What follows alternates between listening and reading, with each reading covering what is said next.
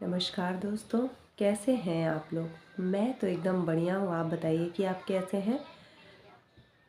तो फ्रेंड्स, मैं बात करूँगी कि आपने देखा होगा बहुत लोग ऐसे हैं जो इतना ज़्यादा पूजा पाठ करते हैं, फिर भी उनकी ज़िंदगी में इतना ज़्यादा दुख क्यों होता है, वो ख़त्म ही नहीं होता है। और उनको ये लगता है कि मैं इतना ज़्यादा पूजा पाठ कर रहा हूँ, भगवान के इतने करीब भी हूँ, फिर भी ऐसी आखिर ऐसी कौन-सी बात है, ऐसी क्या चीज़ है कि जिसकी वजह से मेरे ये जो दुःख और कष्ट हैं, वो ख़त्म ही होने का नाम नहीं ले रहे हैं। तो मैं आपको बता दूँ कि अगर आप थोड़ा-सा चीज़ों को समझिए, तो आप देखेंगे कि जो हमारी नेचर है, भगवान ने जो दिया है, तो नेचर जो है वो सिर्फ़ देती है। तो सबसे पहले कि जो नेचर होती है उसके अंदर देने का भाव होता है, लेकिन जो मनुष्य होता है उसके अंदर लेने का भाव होता है। वो अपनी इच्छाओं को पूरी करने के लिए पूजा पाठ सब कुछ करता है। तो जब इच्छाएं ऐसी हों जो अपने फ़ायदे के लिए होती हैं, तो उसको पूरा होने में बहुत ज़्यादा समय लगता है। लेकिन अगर वही समाज के कल्याण के लिए कोई चीज़ होती है ना, तो उसको जो हमारे परमपिता हैं, वो बहुत जल्दी उस चीज़ को भगवान एक्सेप्ट करते हैं। लेकिन खुद के लिए किया गया जो आपका होता है पूजा पाठ, और खुद के फ़ायदे के लिए जो चीज़ें होती हैं, तो उसमें थोड़ा समय तो लगेगा ही।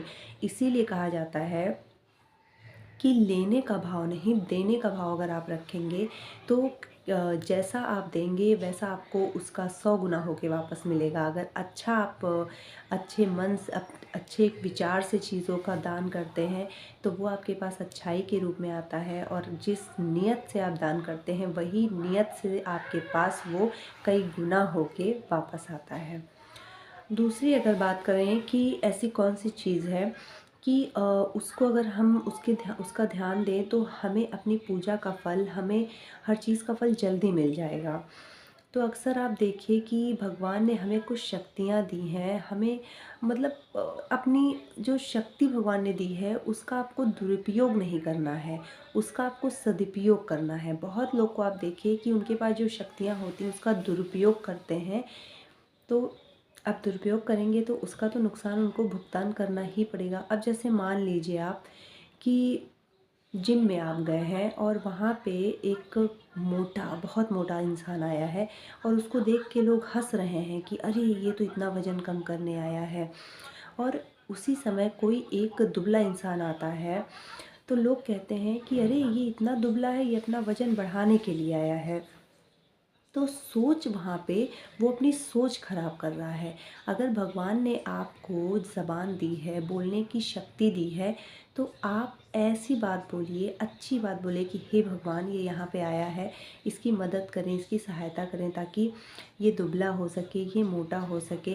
लेकिन आपने उसका दुरुपयोग किया तो आपको उसका कहाँ से फल मिलेगा, और आप कहेंगे कि मैं तो बहुत पूजा पाठ करता हूँ और मुझे उसका फल नहीं मिल रहा है। तो आप पूजा पाठ तो बहुत करते हैं, लेकिन आप जो बात बोलते हैं, आप अपने शब्दों का जो दुरुपयोग करते हैं, आप अपनी शक्ति का जो दुरुपयोग करते हैं, तो उससे ये होता है कि आपकी पूजा पाठ का जो फल होता है वो निष्क्रिय हो जाता है, और आपको उसका कोई फल नहीं मिलता है। और आप सोचते हैं कि ऐसा क्या हो गया कि मुझे जो इसका फल मिलना चाहिए था वो नहीं मिल रहा है।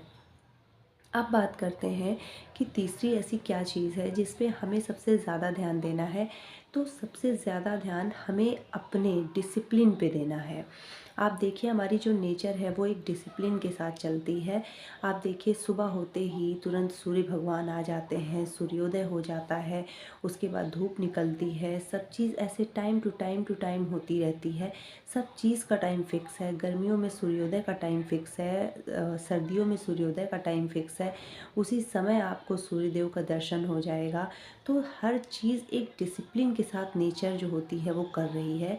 तो हमारा जो शरीर है वो 5 तत्व से बना होता है, तो हमें भी डिसिप्लिन बहुत ज़्यादा ज़रूरी होता है। और अगर अपनी लाइफ़ को हम अपनी लाइफ में एक डिसिप्लिन लेकर के आएंगे, तो मैं आपको बता रही हूँ कि आपकी जो लाइफ है वो एकदम से आपको चेंज होती दिखेगी। क्योंकि देखिए बिना डिसिप्लिन के तो कोई लाइफ ही नहीं है, आपका कोई रूटीन ही आप फॉलो नहीं कर पाएंगे।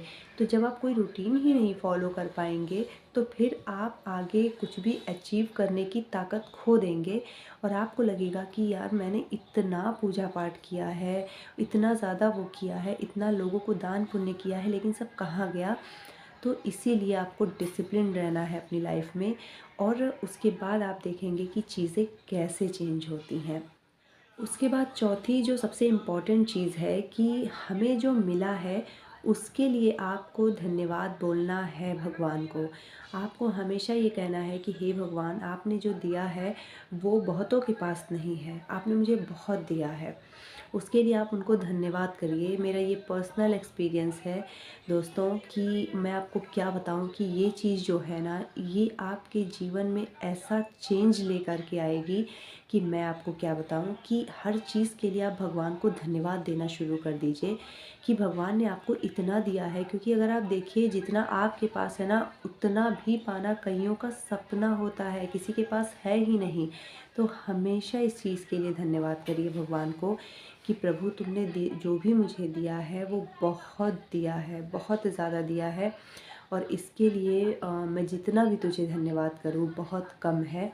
अगर आप अपने अंदर ये भाव ले आएंगे तो आपके जो पूजा पाठ है या आपके दान पुण्य हैं और आपकी लाइफ में वो सारी चीज़ें एक पॉजिटिव तरीके से आप उसका देखेंगे रिज़ल्ट। और जो चेंज आपको पहले नहीं दिख रहा था वो चेंज आपको धीरे धीरे दिखने लगेगा अगर आप ये कुछ चीज़ें फॉलो करेंगे।